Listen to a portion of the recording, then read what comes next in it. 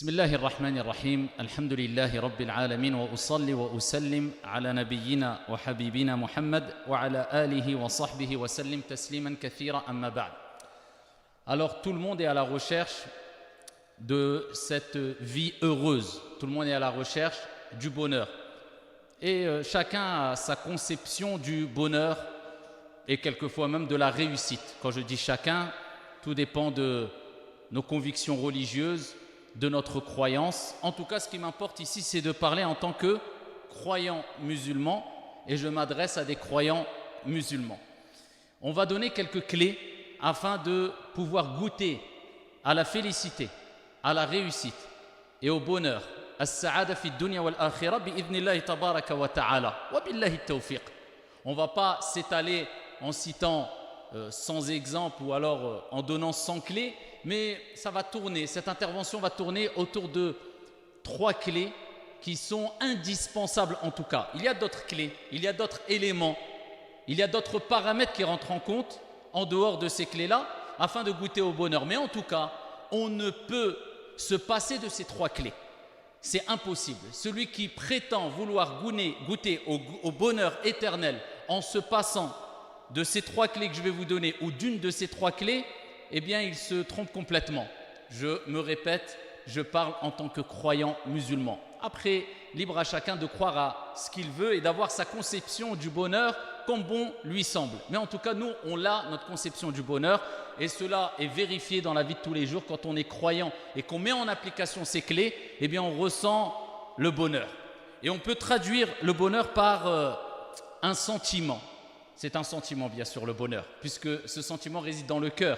On le sait toutes et tous, on ressent quelque chose dans le cœur quand on est heureux. Donc c'est un sentiment. Le bonheur, c'est un sentiment intérieur qui se manifeste par le calme de l'esprit. C'est ce que tout le monde cherche. Souvent, quand tu dis à des parents, voilà ce que ça va, et quand les parents nous disaient, à l'époque, même jusqu'à aujourd'hui, les personnes plus âgées ont l'habitude de répéter cette même phrase. Quand on leur dit, est-ce que ça va, qu'est-ce que tu souhaites? Ils disent, on veut quoi? L'ahna. C'est ça? L'ahna, parce que ça n'a pas de prix. Tu peux avoir de l'argent, tu peux avoir ce que tu veux, mais si tu n'as pas l'ahna, si tu n'as pas cette tranquillité, eh bien tu n'as rien. Et c'est pour cela que le bonheur, c'est un sentiment intérieur qui se manifeste par le calme de l'esprit, la tranquillité de l'âme et du cœur.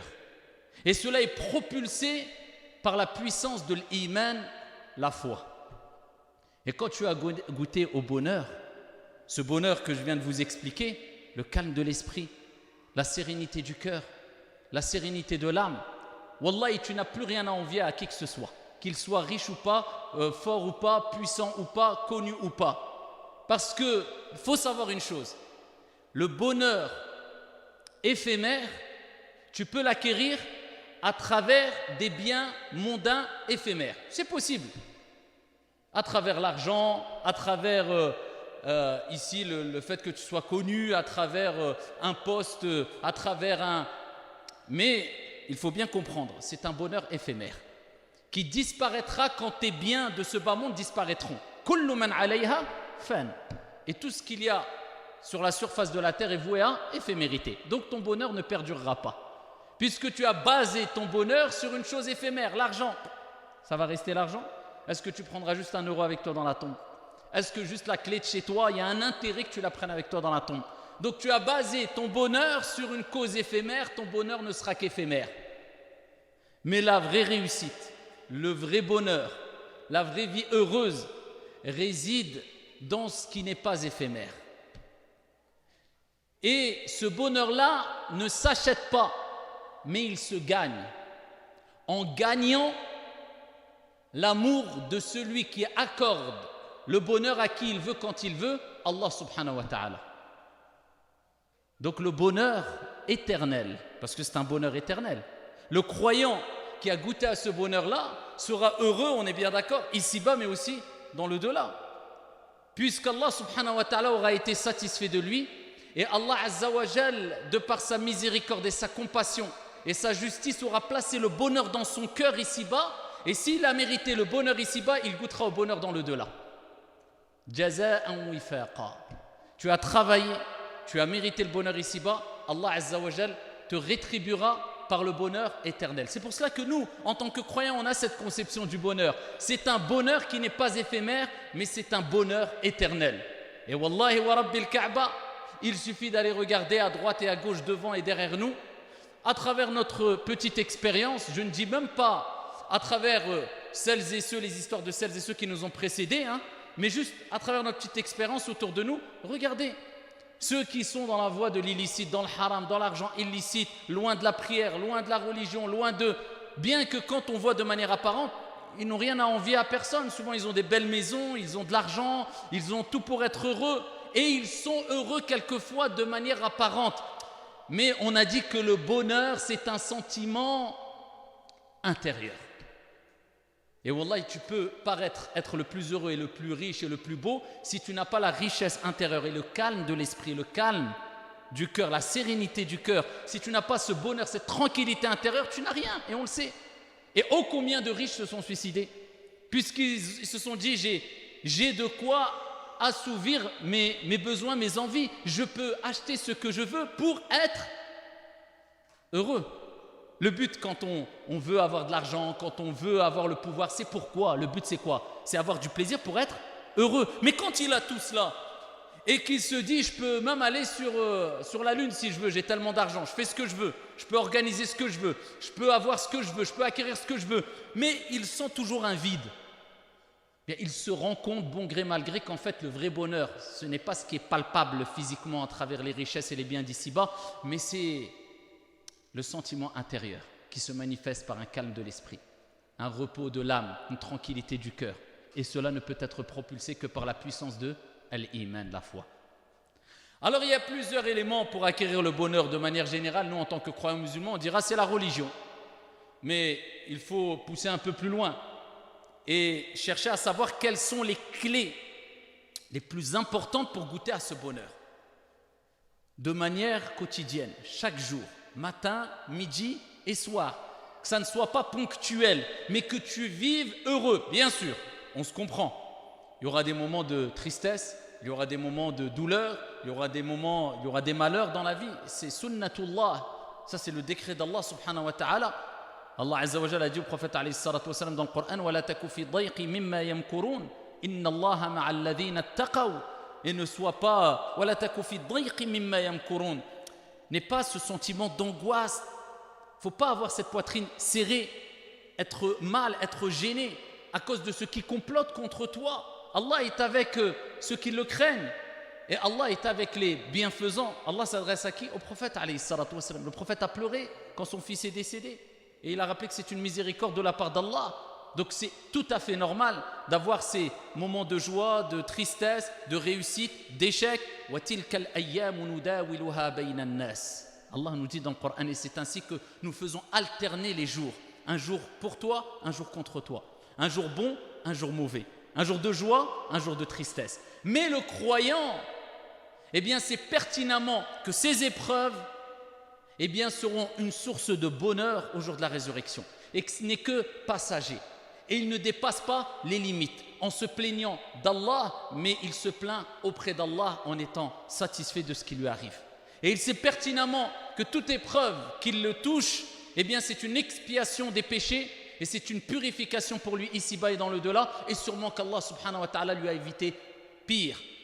Parce qu'Allah subhanahu wa ta'ala, de par sa miséricorde, il n'accorde pas, il ne donne pas à une âme une charge au-dessus de sa capacité. La yukallifullahu nafsan illa wus'aha. Tout ce que tu vis, tu peux le supporter et tu peux le surmonter. Il faut simplement t'en remettre à Allah subhanahu wa ta'ala et savoir qu'Allah azza wa jal n'abandonne jamais ses serviteurs qui disent La ilaha illallah Muhammadur Rasulullah. Parmi les clés du bonheur, et on va les citer par ordre de priorité, il y a 3 clés. On entend souvent parler, mais est-ce qu'on les a bien saisies? Je ne vais pas m'attarder des heures, mais simplement, il est important de comprendre l'importance et la valeur de ces clés-là. Il y a ad-du'a. Ensuite, un degré au-dessus de du'a, il y a ad-dhikr, l'évocation. Ensuite, un degré au-dessus de l'évocation, il y a as-salah, la prière. Pourquoi ad-dhikr au-dessus de l'invocation? Pourquoi la prière au-dessus du dhikr? On va le voir, incha'Allah. Nous avons dit précédemment que si tu veux le bonheur éternel, il faut le gagner, il ne s'achète pas. Et comment on le gagne? En gagnant l'amour d'Allah Azza wa Jal. Et comment on gagne l'amour d'Allah Azza wa Jal? وَمَا خَلَقْتُ الْجِنَّ وَالْإِنسَ إِلَّا لِيَعْبُدُونَ. Allah Azza wa Jal, il nous dit dans le Coran, je n'ai créé les djinns et les hommes que pour m'adorer. C'est à travers son adoration.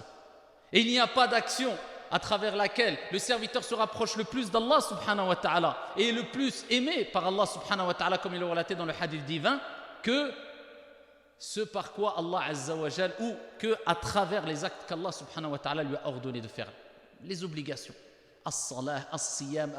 Ça ne sert à rien de se préoccuper de ce qui est surérogatoire alors que tu n'excelles pas dans ce qui est obligatoire. Allah Azza wa Jal te rappelle que les actions qui te rapprocheront le plus d'Allah et te permettront de gagner l'amour d'Allah, imagine-toi, Allah t'aime. Et quand Allah t'aime, tu es un allié d'Allah.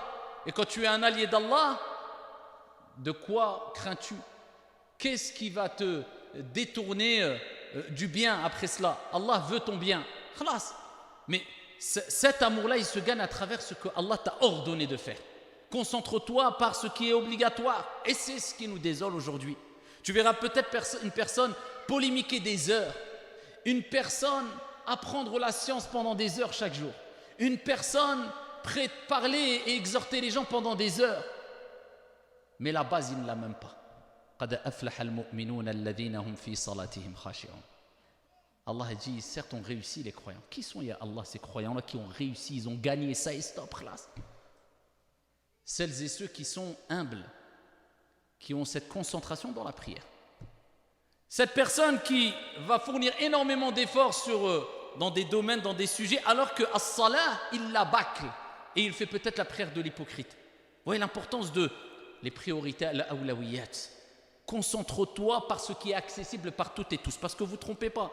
Allah subhanahu wa ta'ala, par sa miséricorde, il ne veut pas priver ses serviteurs du paradis, des meilleurs degrés au paradis, simplement parce qu'un de ses serviteurs a moins d'intelligence que l'autre, a moins de capacité que l'autre, non, il nous donne des moyens pour gagner le paradis, les plus hauts degrés du paradis, ici, et il nous donne ces moyens-là pour que ça soit accessible à toutes et à tous. As-salah. Donc quelqu'un qui prie avec concentration, alors en respectant la prière, qui vit avec la prière, wallah, il est meilleur auprès d'Allah Azza wa Jal que celui qui exhorte toute la journée je ne sais combien de personnes alors qu'il bâcle sa prière à côté. Donc vous voyez, c'est pas tout dans le paraître, mais tout est dans le paraître auprès d'Allah Azza wa Jal. Quand tu es en intimité avec Allah, comment tu pries? Quand personne te voit, quelle est ton intention quand tu donnes l'aumône? Quel khair tu fais? En tout cas, parmi les clés du bonheur, il y a ad-du'a. Ad-du'a, pourquoi ad-du'a? Parce que c'est une ibada. Et Allah nous a créés pour l'adorer. Et Allah subhanahu wa ta'ala et son prophète alayhi salatu wa salam ont rappelé que ad-du'a huwa al-ibada. Comme le prophète alayhi salatu wa salam l'a dit, ad-du'a huwa al-ibada. Allah nous a créés pour l'adorer, mais il nous rappelle que l'adoration même, c'est ad-du'a. Parce que tu concrétises le tawhid, l'unicité d'Allah, ce pourquoi Allah nous a créés à travers le dua. Tu ne demandes pas à Foulan, mais tu demandes à Allah. Tu espères pas de Foulan, mais tu espères d'Allah. Tu attends la réponse, non pas de Foulan, mais d'Allah. Tu places ta confiance en Allah Azza wa Jal et pas à Foulan et la akhiri. Donc tu t'en remets toujours à Allah subhanahu wa ta'ala. Tu demandes à Allah, tu espères d'Allah subhanahu wa ta'ala et tu patientes. Parce que le croyant qui fait le dua, il se doit de patienter. Comme le prophète alayhi salatu wa salam a dit, Allah exauce les invocations tant que le serviteur ne se précipite pas en désespérant de l'exaucement. Oh, j'ai invoqué pendant tel et tel jour, telle et telle semaine, et Allah n'a pas accepté mon invocation. Alors que peut-être, juste quand il a dit cela, Allah allait accepter son invocation. C'est pour ça qu'Omar ibn al-Khattab et d'autres compagnons disaient, nous, on ne se préoccupe pas de quand et comment la dua va être exaucée, mais comment invoquer Allah subhanahu wa ta'ala. Eux, ce qu'ils voulaient, c'est est-ce qu'Allah va accepter mon invocation? Non. Comment j'invoque Allah? En me concentrant, en ayant un cœur présent, car le prophète alayhi salatu wa salam a dit Allah n'accepte pas l'invocation venant d'un cœur inattentif. En respectant les bienséances, je commence en glorifiant Allah subhanahu wa ta'ala, en priant sur le prophète sallallahu alayhi wa sallam. Ensuite, at-takhliya qabla at-tahliya, la purification avant l'ornement, je demande pardon à Allah subhanahu wa ta'ala. Ensuite, ici, je demande ce que je veux, je termine par la prière sur le prophète alayhi salatu wa salam. Pourquoi? Parce qu'il savait que dès qu'il lève les mains, ils sont en train d'adorer Allah. Qu'Allah a accepté ton invocation ou pas, tu as adoré Allah subhanahu wa ta'ala. Ad-du'a huwa al-ibada. Et votre Seigneur a dit, invoquez-moi, j'accepterai votre invocation. Innal ladhina yastakbiruna an ibadati. Donc Allah azza wa jalla a dit, quant à ceux qui s'enorgueillissent, quant à mon adoration, qui ne veulent pas m'invoquer, mais comment il a appelé l'invocation? An ibadati, mon adoration.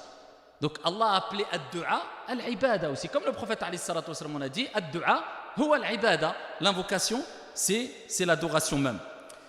Alors, ici, avant de parler de du'a, permettez-moi de montrer une distinction entre ad-du'a et ad-dhikr. Parce que vous savez, quelquefois on entend les invocations du soir et du matin, mais c'est du dhikr ou c'est du'a. C'est quoi? C'est l'invocation ou l'évocation? Il y a une nuance entre les deux, mais ils se rejoignent. On appelle le dhikr, le rappel, tout ce qui nous permet de nous rapprocher d'Allah subhanahu wa ta'ala. Tu penses à Allah, tu es dans le dhikr. Tu évoques Allah, tu es dans le dhikr. Tu pries, tu es dans le dhikr. Tu fais du tasbih, tu es dans le dhikr. Tu fais du'a, tu es dans le dhikr. Ça, c'est son sens général. Et Allah azza wa jalla nous a appelés à l'évoquer énormément, comme on le verra par la suite. Mais ad-du'a, ici pourquoi le dhikr est appelé ad-du'a aussi? Du'a, on sait, c'est l'invocation, tu demandes, c'est une demande, talab. Ya Allah, je veux ça. À partir du moment où tu demandes, tu es dans l'invocation. Et le dhikr, c'est l'évocation. Mais le dhikr est appelé aussi invocation. Pourquoi? Dans des hadiths, le prophète alayhi salatu wa salam, par exemple, quand il parle du jour de Arafat, il dit la meilleure des du'a, c'est du'a le jour de Arafat. Et la meilleure des du'a, des choses que j'ai dites moi et les prophètes qui m'ont précédé, c'est quoi? C'est quoi? La ilaha illallah, wahdahu la sharika lah, lahul mulk wa lahul hamd wa huwa ala kulli shay'in qadir. Le prophète l'a appelé du'a. Elle est où la du'a dans ce dhikr? Pourquoi le prophète l'a appelé du'a? C'est un dhikr ou c'est une du'a? C'est une évocation ou c'est une invocation? C'est un dhikr, c'est pas une du'a, c'est pas une demande. Tu fais un dhikr, tu glorifies Allah. Mais pourquoi il l'a appelé invocation? Parce que tout dhikr qui implique l'espérance de l'exaucement d'une invocation est considéré comme une du'a. D'accord? Par exemple, le prophète alayhi salatu wa sallam nous dit, celui qui dit 100 fois par jour Subhanallahi wa bihamdih, gloire à Allah et louange à Allah, ou bien gloire et pureté à Allah subhanahu wa ta'ala, se verra pardonner tous ses péchés, même s'ils sont aussi nombreux que l'écume de la mer, rapporté par Muslim. Donc toi, quand tu fais de dua en général, tu demandes quoi à Allah? Qu'Allah pardonne tes péchés. Mais quand tu as entendu ce hadith-là, tu vas faire du dhikr ou tu vas faire une dua? Tu vas faire du dhikr, tu vas glorifier Allah, on est d'accord? Tu vas dire Subhanallahi wa bihamdi. Elle est où la demande? Il n'y a pas de demande là directe. Mais tu fais ce dhikr 100 fois parce que tu espères quoi? Le pardon d'Allah subhanahu wa ta'ala. Donc à travers ce dhikr, c'est comme si tu demandais à Allah de te pardonner. Voilà pourquoi le dhikr est appelé aussi ad-du'a. Tout dhikr qui implique l'exaucement d'une demande ou d'une espérance quelconque est quelque part aussi une du'a. Voilà pourquoi le prophète alayhi salatu wa salam, quand il parle de dhikr dans certains hadiths, il le nomme ad-du'a. Et voilà pourquoi il n'y a pas de mal d'appeler du dhikr ad-du'a. Et c'est pour ça qu'on dit les invocations du soir et du matin, alors que la plupart ce n'est pas des demandes, mais ici c'est du dhikr, c'est de l'évocation, c'est de la glorification. Nous glorifions Allah subhanahu wa ta'ala. Donc ici quand on parle de la du'a, on sait très bien que le bonheur même éphémère, il se gagne à travers la demande. Je veux de l'argent, je veux un travail, je veux ceci, cela, et pour cela tu dois avoir un contact avec les gens et tu dois leur demander.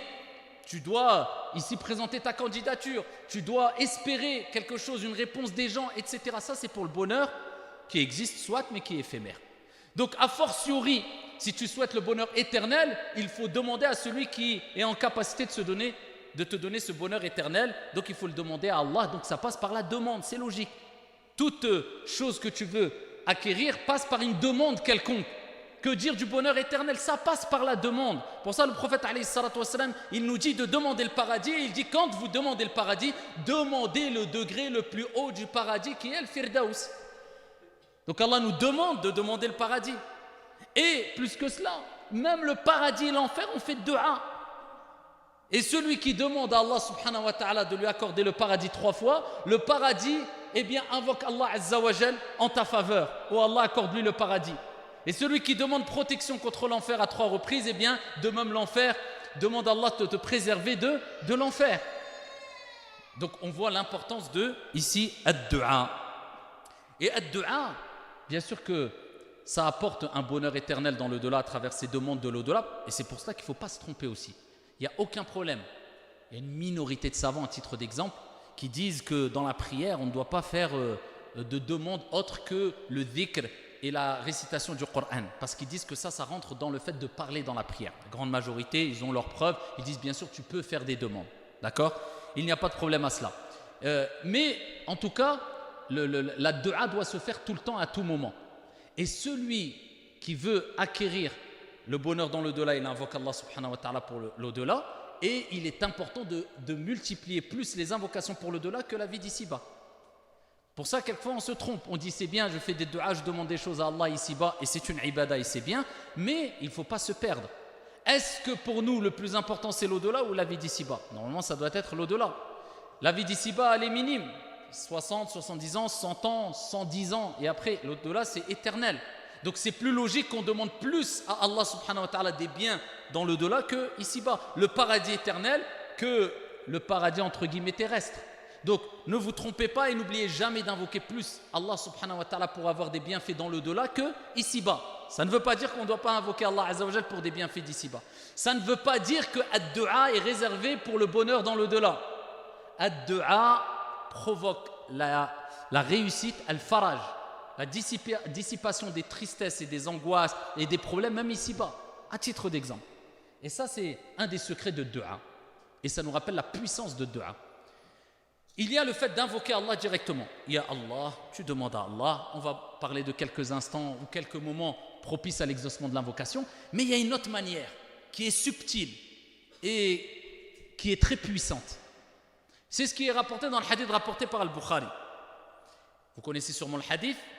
Il y a 3 personnes qui se sont retrouvées bloquées dans une grotte.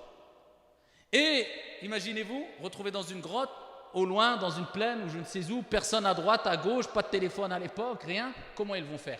Un rocher ici a fermé l'entrée de la grotte, bloqué. Donc qu'est-ce qu'il y a en face d'eux si ce n'est al-maut, la mort?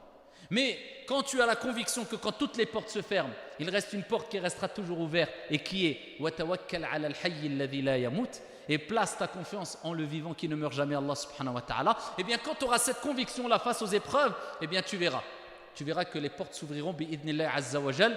Allah fait ce qu'il veut quand il veut et Allah est capable de toutes choses. C'est une question de yaqin, de certitude, de tawakkul, confiance en Allah azza wa jal, et tu manifestes cette confiance et cette certitude normalement dans ces moments-là à travers ad-du'a. Parce que qu'est-ce que tu vas pousser la pierre, tu vas faire l'écho, tu vois, il faut faire les causes dans l'islam, tu peux pas. Tu vas faire quoi? Ad-du'a, demande à Allah subhanahu wa ta'ala. Vous voyez que c'est un moyen dont on ne peut pas se passer normalement. Le croyant ne peut pas se passer de la demande. Et ici, qu'est-ce qu'ils ont fait? Alors il y a une première personne qui a invoqué Allah azza wa jal en disant « Ya Allah, un jour, j'ai fait telle et telle chose. » Il a rappelé qu'un jour, alors qu'il était proche de ses parents qui étaient très âgés, regardez les actions que faisaient les pieux et les vertueux, eh bien il a pris du lait et il est parti à côté de ses parents pour leur donner à boire de lait, ses parents qui étaient très âgés, et ils se sont endormis. Et qu'est-ce qu'il a fait? Eh bien il est parti paître ses bêtes et ensuite il est revenu et il est resté toute la nuit au chevet ou au proche de ses parents afin que, ici s'ils se réveillent, eh bien il leur donne à boire du lait. Toute la nuit avec son bol de lait comme ça. Nous juste patienter 10 minutes, j'ai pas le temps, Allah ya'oun. Toute la nuit, juste pourquoi? S'ils se réveillent, hop, je peux leur donner du lait. Et jusqu'au matin, et ensuite il a mis priorité sur le reste de sa famille, et là, il a donné du lait à ses parents. Il a dit, Allah, si je l'ai fait, cette action pour toi, libère-nous. La pierre, elle s'est déplacée un peu. Vous voyez la puissance de dua à travers des bonnes actions que tu as faites. Donc lorsque tu es dans des situations surtout critiques, où tu vois que toutes les portes se ferment, souviens-toi, et ça doit nous motiver à faire des actions dont personne n'a connaissance, et on les a fait vraiment pour Allah subhanahu wa ta'ala, des belles actions. Eh bien, utilise ces belles actions-là que tu as faites afin de demander à Allah subhanahu wa ta'ala de te venir en secours ici quand tu as besoin de lui. La pierre, elle s'est un peu ouverte. Une autre personne a dit, ya Allah, une fois, eh bien, j'ai voulu profiter d'une femme dans l'illicite. Et ensuite, cette femme-là était venue et elle m'a dit, crains Allah. Et ensuite, je me suis souvenu de toi, j'ai eu cette honte de commettre l'illicite. Eh bien, je lui ai donné l'argent et je lui ai dit, tu peux partir. Et par crainte envers toi, ya Allah. Ya Allah, si j'ai fait cette action pour toi, eh bien, libère-nous. La pierre s'est encore un peu ouverte. Elle s'est déplacée plutôt. L'entrée s'est libérée. Et donc, il ne pouvait pas encore passer. Une troisième personne a dit, ya Allah. Elle dit, moi, j'avais des employés. Et le jour où j'ai voulu payer mes employés, il manquait un employé. Il n'était pas là. Eh bien, qu'est-ce que j'ai fait? J'ai gardé son argent. Je l'ai fait fructifier son argent. Et au bout de plusieurs années, cette personne est revenue, a dit, j'ai pas eu mon salaire, redonne-moi mon salaire. Je lui ai donné non seulement son salaire, mais avec tous les bénéfices. Parce qu'il avait fait fructifier et investi son argent afin qu'il ait un certain capital. Et il lui a dit, ça c'est ton salaire, et ça c'est ce que j'ai investi avec ton argent pour toi, voilà les bénéfices, ça c'est pour toi. Imaginez le degré. Eh bien la pierre, elle s'est déplacée complètement et ils ont pu sortir. Vous voyez la puissance de dua en mentionnant des bonnes actions qu'on a pu faire dans le passé, avec nos parents, etc. Et ça nous rappelle la puissance de dua. Et ils sont passés d'une situation d'angoisse, de tristesse, de malheur à une joie intense. Donc le bonheur se trouve aussi dans ad-dua. Et la différence entre les humains et Allah subhanahu wa ta'ala, vous le savez, en plus de cela, c'est que l'être humain, plus tu lui demandes, alors que ses réponses seront limitées, et plus il se lasse de toi. Allah, c'est l'inverse.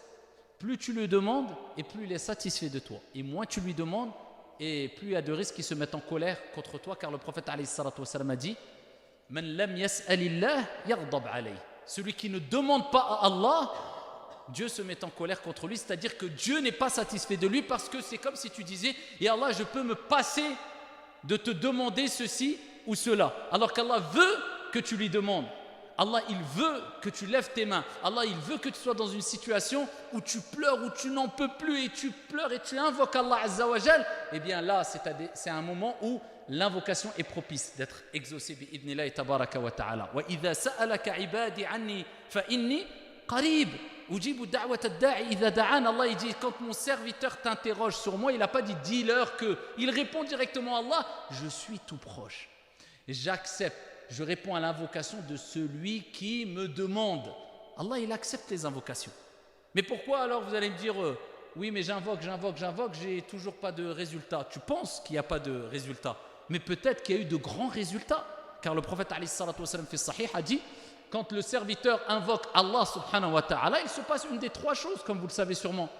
Soit l'invocation est acceptée, soit la deuxième des choses, il devait arriver un malheur, et par la cause de ta dua, Allah Azza wa Jal a écarté le malheur de ton chemin.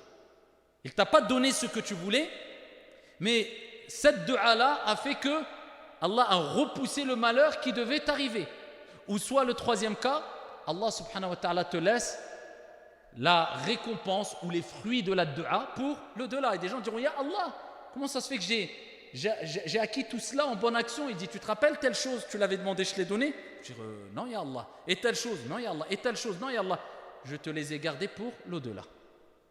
Donc dans tous les cas, invoquer. Donc tu sais pertinemment que soit Allah va te donner, soit c'est pour l'au-delà, soit il devait t'arriver un malheur et Allah a repoussé le malheur de ton chemin. Juste pour cela, pourquoi ne pas invoquer Allah subhanahu wa ta'ala? Pourquoi être même avare? Je ne dirais pas vis-à-vis d'Allah, envers nous-mêmes. Oh combien de choses on a besoin, oh combien de choses on veut demander, et oh combien de fois on demande à Allah subhanahu wa ta'ala, et oh combien de fois on demande aux gens. Et c'est là où tu mesures ton degré de foi, ta relation avec Allah subhanahu wa ta'ala, ton degré d'unicité, de tawhid que tu as, ta conviction religieuse, l'amour, la certitude que tu as vis-à-vis d'Allah. Est-ce que tu demandes plus aux gens ou à Allah? Quand on est malade, est-ce qu'on fait d'abord ce qui relève de la sunna, les invocations, et aussi en parallèle ou après on va demander de l'aide ici à droite et à gauche ce qui doit être fait? Ou est-ce que tout de suite on court vers les causes et simplement un mois après, ya Rabbi je finis? Il y a un problème quelque part. Et bien sûr on ne délaisse pas les causes. Va voir le médecin, les meilleurs des médecins, prends les médicaments et respecte ce que vont te dire les médecins. Tout cela, ça fait partie de l'akhdhu bil asbab, et ça fait partie de tawakkul ala Allah azza wa jalla, utiliser les causes, et ça fait partie de placer sa confiance en Allah subhanahu wa ta'ala. Voilà, quand tu sais qu'Allah c'est lui Ash-Shafi, et c'est un de ses noms, celui qui guérit. Et quand je suis malade, c'est lui qui me guérit. Et quand le prophète t'a donné 1001 moyens à travers des du'as de ressentir un apaisement au niveau de tes souffrances physiques et morales aussi, et tu les balayes comme ça d'un revers de la main, où tu ne connais peut-être même pas une du'a ou un moyen prophétique, là il y a un problème quelque part. C'est là tu vois, il y a un décalage entre la théorie et la pratique. Et on va le voir bi'idnillahi tabaraka wa ta'ala. Et les du'as, bien sûr, on pourra en faire plein des du'as. Comment j'invoque Allah subhanahu wa ta'ala? Il n'y a pas meilleur du'a que les du'as cités dans le Coran et utilisés par le prophète alayhi salatu wassalam. Il n'y a pas meilleur. C'est pour cela que le principal c'est d'invoquer avec son cœur, peu importe la langue. Hein. Parce que, comme on a dit précédemment, Allah n'accepte pas l'invocation, la demande d'une personne au cœur inattentif. C'est la concentration. C'est demander avec ton cœur. Ce n'est pas lever les mains et regarder ta montre pendant que tu invoques. D'accord? Pareil le dhikr. C'est pas faire et faire des gestes ou avec le chapelet alors que je sais pas ce que ta langue elle est à droite et ton cœur il est à gauche et ton esprit il est... Non, c'est le cœur présent. C'est le plus important, ok. Mais les meilleurs des du'as restent les du'as qui sont dans le Coran et cités par le prophète alayhi salatu wassalam. D'ailleurs, ça nous facilite énormément. Vous voulez la meilleure des invocations? Le prophète a rappelé c'était laquelle? Vous voulez l'invocation la plus complète que le prophète répétait le plus souvent? Le prophète l'a mentionné. Accessible à toutes et à tous. L'invocation la plus complète, et comme l'a dit Aïcha radiyallahu anha wa arda, que le prophète alayhi salatu wassalam répétait le plus souvent, c'est quoi? Alhamdulillah, masha'Allah. Rabbana atina fid dunya hasana wa fil akhirati hasana wa qina adhaban nar. Il y a tout. Vous voyez que Allah a rendu l'islam et le paradis accessible à toutes et à tous. Tu n'as pas besoin d'être un alim. Et pourquoi le savant, il comprendra ce qu'on n'a pas compris, donc il va rentrer plus facile au paradis. Non, non, non, non. Il y a des moyens pour rentrer facilement au paradis. Des moyens accessibles pour toutes et tous pour vivre le bonheur. Donc c'est cette invocation. Donc dans tes prières, dans tes soujouds, dans la vie de tous les jours, répète beaucoup cette invocation. Et la meilleure des invocations, comme l'a rapporté le prophète alayhi salatu wa salam, c'est laquelle? Allahumma inni as'aluka al-afwa wal-afiyah. Dans une version fi dini wa dunyai, fi dunya wal akhirah, al-mu'afa, plusieurs versions. La plus simple. Allahumma inni as'aluka, oh Allah je te demande, inni as'aluka al-afwa wal-afiyah. Donc al-afwa, c'est quoi? Je te demande al-afwa, c'est que tu effaces mes péchés. La purification complète, c'est pas tu me pardonnes, tu les effaces. Il n'y a plus de péché, plus de traces. Al-afwa wal-afiyah. Al-afiyah, c'est quoi? C'est tu demandes à Allah de t'apporter la préservation, qui te préserve. C'est-à-dire qui préserve ta foi, qui préserve ton corps de toute maladie, de tout mot, qui préserve ton cœur. Donc, al-afiyah, c'est un mot qui englobe énormément de choses, c'est un mot puissant. Al-afiyah. C'est pour cela que la meilleure des invocations, c'est de demander à Allah qu'il te purifie de tes péchés et qu'il te débarrasse de tous les maux qui peuvent nuire à ton corps ou à ton cœur. Allahumma inni as'aluka al-afwa wal-afiyah. Allahumma inni as'aluka al-afwa wal-afiyah. D'accord? Pas se tromper avec Darija quand on parle dans le dialecte marocain algérien, quand on dit l'afiyah, c'est le feu. Les gens ne comprennent pas, qui n'ont pas la langue arabe, c'est al-afiyah, c'est-à-dire la préservation, la bonne santé. Si tu as la bonne santé, ton corps, ton esprit, ta foi est préservé et Allah efface tous tes péchés, qu'est-ce que tu veux de plus? La meilleure des du'as. Et les moments les plus propices à invoquer, il y a plein de moments. Mais les moments, on va dire, ou parmi les moments les plus importants pour invoquer, c'est entre al-adhan et al-iqama. Ad-du'a, la yurad, n'est pas rejeté. Entre l'adhan et l'iqama. Certains savants disent que c'est meilleur que de lire le Coran. Car le prophète alayhi salatu wassalam a dit que l'invocation n'est pas rejetée. Le Coran, tu peux le faire à n'importe quel moment. Mais là, s'il a insisté sur ce moment-là, c'est qu'il faut se concentrer sur quoi le prophète alayhi salatu wassalam s'est concentré. Il y a un temps pour tout. Ad-du'a entre l'adhan et l'iqama. Ici, à l'arrière, à la fin, si on traduit littéralement, de chaque prière. Les savants divergent. Et beaucoup de savants considèrent que c'est, parce que le prophète dans un hadith l'a mentionné précisément, c'est juste avant le taslim, on dirait assalamu alaykum, et à la fin du tashahhud. Quand vous avez fini le tashahhud, Allah fil alamina innaka hamidun majid, vous pouvez faire les invocations qui relèvent de la sunna, c'est très important. Comme on a dit tout à l'heure, d'apprendre les invocations que le prophète répétait, surtout qu'il répétait tout le temps et à des moments très importants pendant ce salat. Allahumma inni a'udhu bika min adhab al-qabr wa min adhab jahannam wa min fitnati al-mahya wal mamat wa min sharri fitnati al-masih ad-dajjal. C'est de demander protection près d'Allah. Le prophète ne l'a laissé jamais cette invocation avant le taslim, contre le châtiment de la tombe, contre le châtiment de l'enfer, contre les épreuves de la vie et les épreuves de l'antéchrist al-masih ad-dajjal. Ça, apprenez-la. Vivez avec ad-du'a. Ad-du'a huwa al-ibada. Et donc, ensuite, faites des du'a, faites des invocations. Car c'est un moment où le du'a est accepté. C'est pour ça peut-être vous remarquez que quelquefois, peut-être dans vos mosquées ou autres, vous voyez l'imam qui va peut-être prolonger au niveau du tashahhud. Et les gens vont dire, mais j'ai eu le temps de faire peut-être 2 fois le tashahhud. Mais il fait de du'a. Bien sûr, quand on prie pour des gens derrière nous, comme le prophète alayhi salatu wasallam dit, il allège parce que derrière lui il y a le malade, etc. Mais en tout cas, quand vous êtes seul chez vous, faites des du'a. C'est un moment où le du'a est accepté. Quand il pleut, c'est un moment où le du'a est accepté. Au moment de boire l'eau de Zamzam, c'est un moment où le du'a est accepté. Quand tu es malade, c'est un moment où le du'a est accepté. Quand tu es en voyage, c'est un moment où le du'a est accepté. D'accord? Lors des épreuves, c'est un moment où le du'a est accepté. Juste avant de commencer la prière, c'est un moment où le du'a est accepté. Il a akhiré.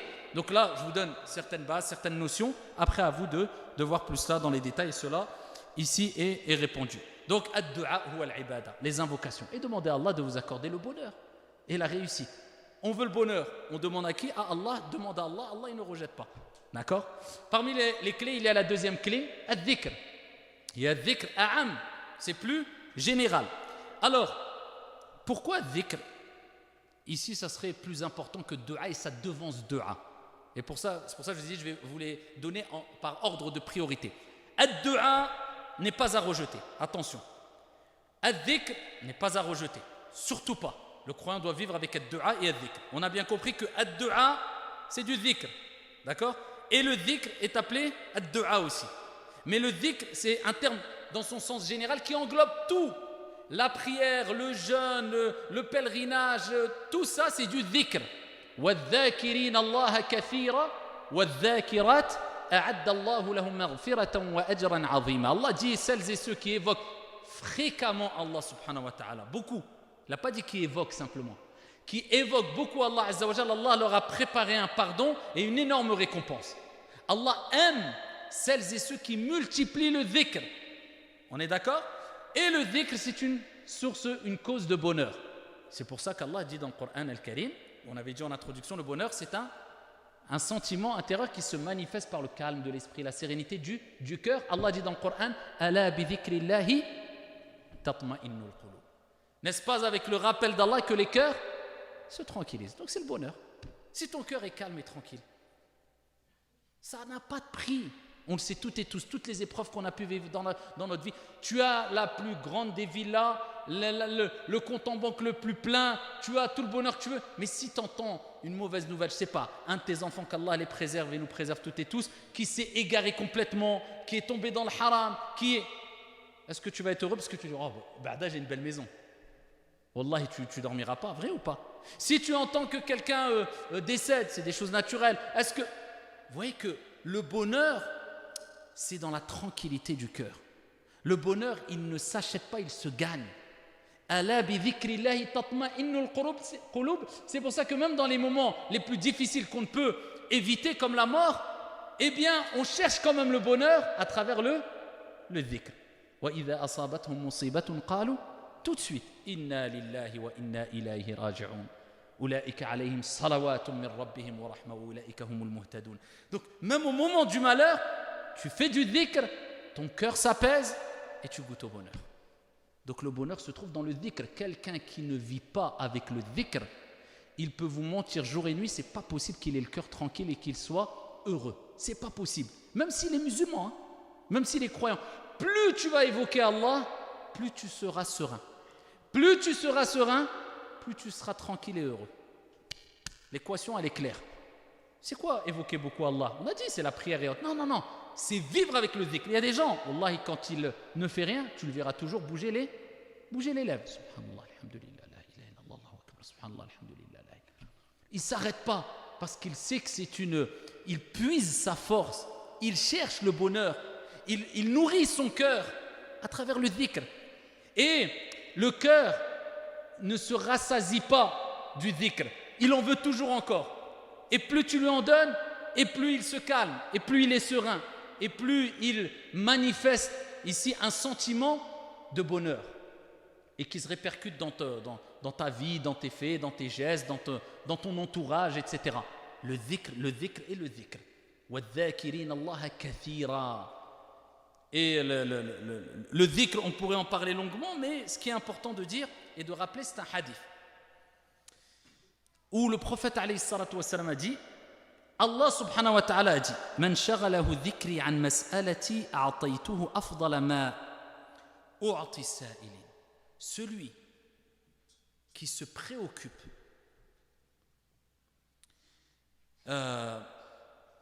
de m'évoquer, de me glorifier, c'est Allah Azza wa Jalla qui dit dans le hadith d'Ifa, je lui accorderai meilleur que ce que me demande le demandeur.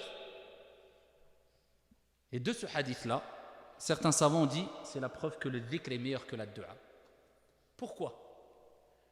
Parce que quand tu fais devancer ce que Allah aime le plus, il t'accordera ce qui est le meilleur pour toi sans que tu ne lui demandes. Car Allah sait ce que tu veux mieux que toi et mieux que qui que ce soit. Et Allah sait ce qu'il y a de meilleur pour toi. Même quand toi tu penses savoir que c'est bon pour toi, Allah sait si c'est bon ou pas. Et c'est pour cela qu'à titre d'exemple, quand on est le jour de Arafat, le prophète alayhi salatu wassalam, on en revient au hadith, a dit la meilleure des dua, c'est la dua de Arafat, alors que c'est du dhikr, on a expliqué pourquoi. Et la meilleure des paroles, des choses que j'ai dites moi et ceux qui m'ont précédé, c'est La ilaha illallah, wahdahu la sharika lah, lahul mulk wa lahul hamdu wa huwa ala kulli shay'in qadir. Alors qu'on sait que le jour de Arafat, c'est la journée de ad-du'a. Mais là, c'est comme si Allah nous disait la meilleure des choses que tu peux sortir de ta bouche, la meilleure des choses que tu peux prononcer, le meilleur des dhikr, la meilleure des du'a, c'est me glorifier à travers la parole d'unicité et préoccupe-toi que de cela et moi je sais ce que tu veux, je te donnerai. Parce que tu as mis en priorité le fait de glorifier ton Seigneur sur ton intérêt personnel à travers tes demandes pour toi. Et Allah Azza wa Jal, il voit cette préférence dans l'application, il te donnera ce que toi tu veux. Et c'est pour cela que quand toi tu es préoccupé par le Coran, par le dhikr, par la prière sur le prophète alayhi salatu wassalam, te dis pas oh j'ai invoqué une partie là, j'ai glorifié Allah pendant 1 heure, une demi-heure ou 10 minutes, maintenant il est temps de penser à moi. T'inquiète pas. D'où l'importance de multiplier la glorification, multiplier l'évocation et multiplier les prières sur le prophète alayhi salatu wassalam. Le reste, ne t'inquiète pas, Allah s'en charge. Après, attention, comme j'ai dit précédemment, ça ne veut pas dire qu'on met de côté de dua. Ad-du'a huwa al-ibada. Mais dans le hadith, c'est quoi? Man shaghalahu dhikri. Donc là, on est dans celui qui a été occupé par glorifier Allah. Ce n'est pas du temps perdu. Ce n'est pas du temps qui fait que tu ne pourras pas invoquer Allah. Pendant que tu glorifies Allah, Allah sait ce que tu veux. Même si tu ne lui demandes pas, Allah te donnera, incha'Allah ta'ala, ce que tu veux. Donc ici, faites beaucoup de dhikr. La prière sur le prophète alayhi salatu wassalam. Surtout, subhanallah, alhamdulillah, il est dit que le meilleur des dhikr, c'est bien sûr. C'est quoi le meilleur des dhikr? Al-Qur'an. Ici, Allah il dit, c'est nous qui avons descendu le dhikr. Wa inna lahu la hafidhun, et nous en sommes garants protecteurs. Allah il a appelé le Qur'an al-dhikr, le rappel. Donc le Qur'an c'est le dhikr et c'est le meilleur des dhikr parce que c'est kalamullah subhanahu wa ta'ala. Law anzalna hadha al-Qur'an ala jabal la ra'aytahu khashi'an mutasaddi'an min khashyati Allah. Wa tilka al-amthal nadribuha lin-nas. Si nous avions révélé le Coran sur une montagne, tu l'aurais vu humilier, se fendre par crainte d'Allah subhanahu wa ta'ala. Une montagne pulvérisée, se fendre, c'est quelque chose de puissant, kalamullah. Donc vivre avec le Coran, c'est vivre avec le dhikr et c'est le meilleur des dhikr. Après le Coran, beaucoup de savants disent que c'est le tasbih, subhanallah. En tout cas, on sait que les meilleures paroles auprès d'Allah Azza wa Jalla, kama ja'a fi sahih, c'est subhanallah, alhamdulillah, la ilaha illallah, Allahu akbar.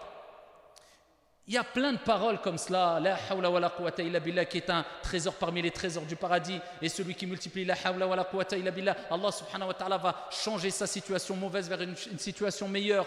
Le dhikr, C'est un monde dont on ne peut pas se départager, se défaire. On ne peut pas vivre sans dhikr. C'est impossible. Donc, glorifiez énormément Allah subhanahu wa ta'ala et surtout, n'oubliez pas la base, les invocations du soir et du matin. Et c'est désolant de voir des gens qui négligent les invocations du soir et du matin en pensant que c'est juste quelque chose qui, de temps en temps, mais c'est la base. C'est la base.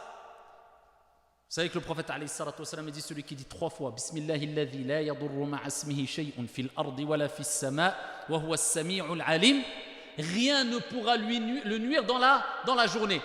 Est-ce qu'on dit tous les matins, on ne laisse jamais cette invocation? Et le soir aussi, Bismillahilladhi. Attention, ça n'a strictement rien à voir. Le fait d'évoquer ou d'invoquer Allah en comprenant ce qu'on dit et en étant concentré, c'est 2 choses. Comprendre et concentrer, que le fait de le dire sans le comprendre et sans être concentré. L'impact n'est pas la même du tout. Donc si vous le dites de manière mécanique, Bismillahilladhi la yadurru ma'a ismihi shay'un, je ne vais pas dire ça sert à rien, mais ça n'aura pas l'impact attendu, il ne faut pas rêver. Au nom d'Allah, donc tu cherches à travers le nom d'Allah et la mention du nom d'Allah Azza wa Jal, la protection, Bismillahilladhi la yadurru ma'a ismihi shay'un, en compagnie de son nom. Tu sais qu'à travers la mention du nom d'Allah subhanahu wa ta'ala, tu peux chercher l'assistance, l'aide, le soutien, la protection. Rien ne peut me nuire dans les cieux et sur la terre. Wa huwa as-sami', celui qui entend tout. Wa huwa al-alim, celui qui sait tout. Avec un cœur concentré, tu le dis 3 fois, ne t'inquiète pas. Même s'il t'arrive quelque chose, sache qu'Allah t'a évité pire. Et encore une fois, qu'on ne nous prenne pas pour une secte de fous. On sait très bien qu'il faut utiliser les causes et qu'on n'a pas dit on allait dire 3 fois l'invocation et rouler à 200 sur la voie express et pas prendre de médicaments si on est malade ou là, etc. Il n'y a pas de solution miracle. La personne, elle ne s'en pas. La personne, elle ne fait pas de dhikr. La personne, elle est loin. La personne, elle fait des grands péchés. Il faut me faire ruqya. Ruqya, on ne sait plus par quoi commencer. C'est un chantier. Commence depuis le début, bismillah. Faire les ablutions, faire la prière. Si tu m'aides pas à t'aider, je ne peux pas t'aider. Et moi, je suis qu'une cause. Tout vient d'Allah subhanahu wa ta'ala. Wa iyamsaska Allahu bidur fala kashifa lahu illa subhanallah, si Allah fait qu'il t'arrive un mal, nul ne peut l'enlever, comme Allah dit dans le Coran, si ce n'est lui.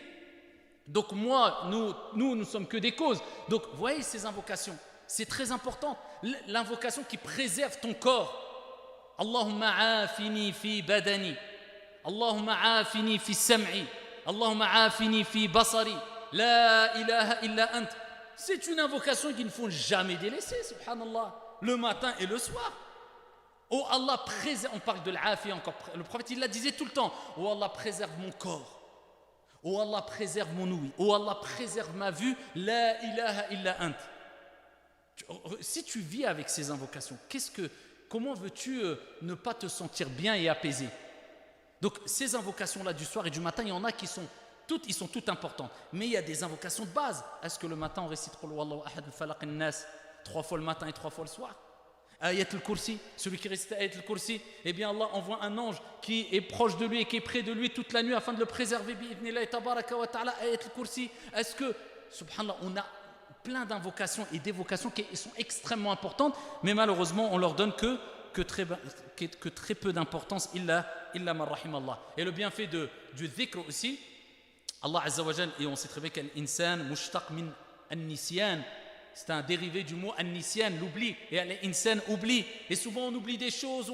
Eh bien, qu'est-ce que je dois faire? Et Allah Azza wa Jalla il dit وَاذْكُرْ رَبَّكَ إِذَا نَسِيتَ. Et évoque ton Seigneur quand tu oublies. C'est parmi les bienfaits du dhikr. Quand tu perds quelque chose, Subhanallah, alhamdulillah, a'udhu billahi minash shaytanir rajim, la ilaha illallah, subhanallah. Le meilleur des dhikr, la meilleure des paroles qui existent, c'est quoi?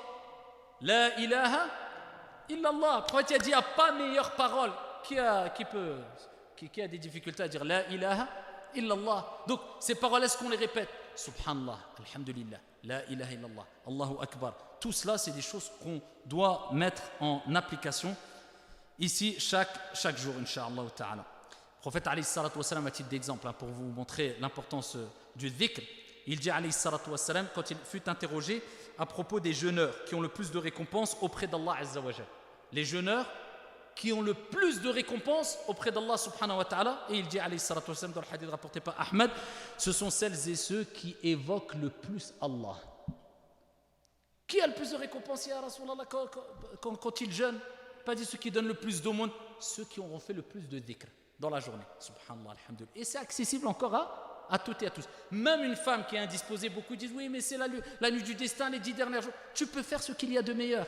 Dhikrullahi, subhanahu wa ta'ala, subhanallah, alhamdulillah, la ilaha. Allah Azza wa Jalla a parlé, le prophète il a parlé de l'hammadoun, ceux qui répètent beaucoup alhamdulillah, ceux qui vont, des croyants vont être heureux au jour de la résurrection quand ils vont voir la quantité d'istighfar qu'il y a dans leur livre. Astaghfirullah, astaghfirullah, c'est un moyen de purification de son cœur, à travers lequel Allah t'élève en degré.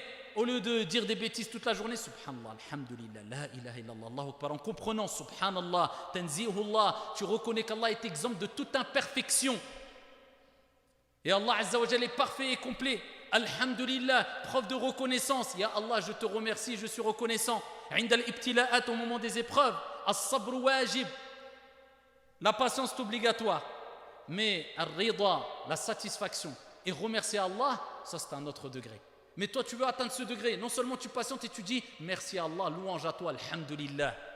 Allahu Akbar. Et tu dis la parole avec laquelle on ouvre la prière, mais en la mettant en application, en reconnaissant qu'Allah est plus grand que tes problèmes, tes soucis, cette dunya, l'argent à travers ou après laquelle tu cours. Allahu Akbar. Et tu vis avec cela, n'importe quelle épreuve, n'importe quelle crainte, n'importe quelle épreuve, tu sais qu'Allah est au-dessus de cela et Allah ne t'abandonnera pas si tu ne cesses de l'évoquer subhanahu wa ta'ala, car le prophète alayhi salatu wa salam a rappelé qu'Allah azza wa jalla a dit je ne cesse d'être avec mon serviteur, ma'iyatullah, tant que mon serviteur ne cesse de bouger ses lèvres par l'évocation, en m'évoquant, en m'invoquant. Tant que tu évoques Allah, Allah est proche de toi. Allah est avec toi de par sa science, de par sa puissance, il te préserve, il t'accompagne subhanahu wa ta'ala. Et ici on terminera avec la troisième clé rapidement, bien sûr c'est as-salah. Et as-salah c'est le meilleur des dhikr. Et pourquoi c'est le degré le plus haut as-salah? Parce que dans la prière il y a tout ce qu'on a dit. La prière il y a le dhikr, la prière il y a le dua, la prière il y a le Coran. Et c'est pour ça que le prophète alayhi salatu wa salam a rappelé que la première des choses sur laquelle on rendra des comptes au jour de la résurrection, c'est as-salah. Pourquoi? Parce que c'est l'acte pratique le plus aimé auprès d'Allah et le plus important auprès d'Allah, ba'd at-tawhid, après l'unicité d'Allah, c'est as-salah.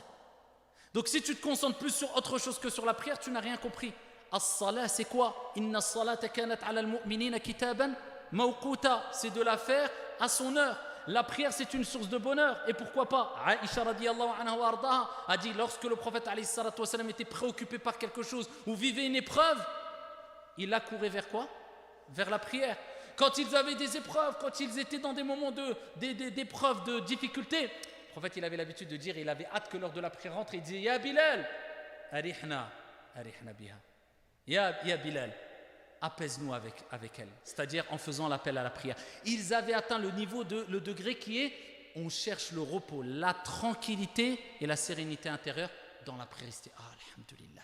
Et par contre dans la prière, il ne faut pas que ça soit un moment de pause pour faire le point sur ta vie, parce que c'est calme. Et là tu fais tout le bilan. Ah tiens, j'ai oublié d'acheter ça, j'ai oublié de faire. Non, c'est un moment pour faire le point sur ta foi et ta relation avec Allah subhanahu wa ta'ala. C'est maintenant que ça se passe, c'est pendant la prière. Au début on devait faire combien de prières? 50. Si on fait le calcul, ça veut dire qu'Allah subhanahu wa ta'ala voulait qu'on passe quasiment toute notre journée en prière. 50 prières, si tu comptes 10-15 minutes par prière, les ablutions, le dhikr après. Donc en fait, on comprend que quand Allah dit je n'ai créé les hommes et les djinns que pour m'adorer, on comprend que la plus grande des adorations c'est as-salah. Et on comprend le verset je n'ai créé les hommes et les djinns que pour m'adorer. C'est comme s'il disait aussi que pour prier quelque part.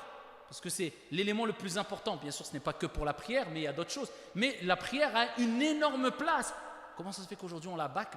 Eh bien si tu bâcles la prière et si tu te précipites afin de te débarrasser de la prière, eh bien sache que ici Allah subhanahu wa ta'ala tardera avant de t'accorder ce que tu souhaites. Et plus tu prends ton temps dans la prière, et plus ce que tu souhaites en dehors de la prière accomplir ou autre, et plus tu as des chances que cela se réalise concrètement. Parce que tout le bonheur est dans la prière. La sérénité, toute la sérénité est dans la prière. La réussite, toute la réussite, elle est dans la prière. Qad aflaha al-mu'minuna alladhina hum fi salatihim khashi'un. Le bonheur, as-salah, tout, c'est dans le salah. Et c'est pour ça que le prophète, il était dans ses derniers instants de vie, il allait mourir. Et il disait aux compagnons, prenez-moi. Et il traînait un peu les pieds. Pourquoi? Pour aller continuer à accomplir la prière. Il allait mourir, les derniers mots, c'était quoi du prophète alayhi salatu wassalam? As-salah, as-salah, la prière, la prière. Et aujourd'hui, comment on réagit avec la prière? Le ruku à 200 à l'heure, sujoud à 200 à l'heure, illa ma rahimallah, le Coran, on ne sait même plus ce qu'on a récité, on ne sait plus on a fait 2 ou 3 rak'at, c'est des choses humaines, mais tout le temps, en faire une habitude, c'est très problématique.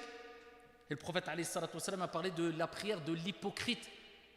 Et il a dit, c'est quoi la prière de l'hypocrite? Il a donné l'exemple de Salat al-Asr.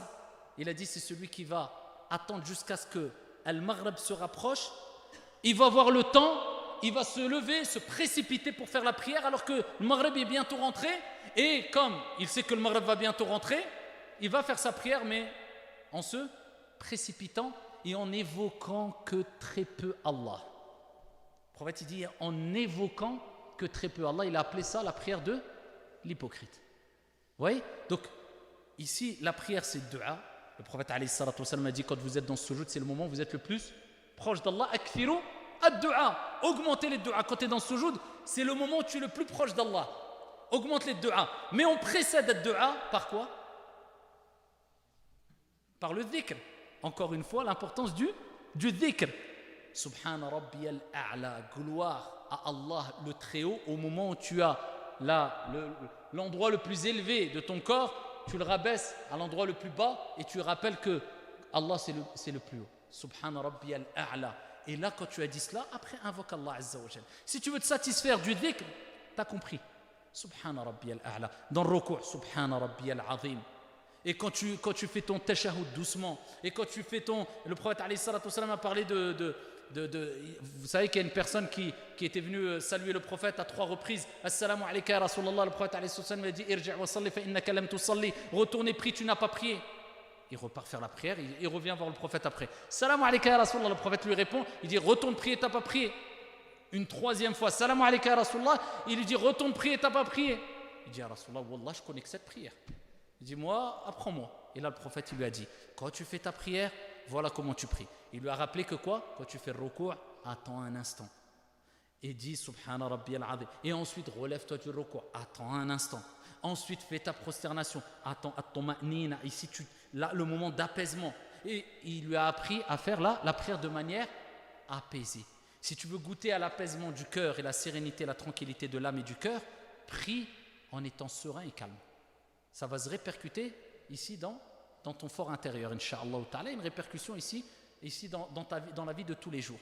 Donc, c'est pour ça que la prière, c'est une source de bonheur. Inna salata tanha anil fahsha'i wal munkar. En plus, ça t'éloigne de tout ce qui est mal, la turpitude, etc., le blâmable.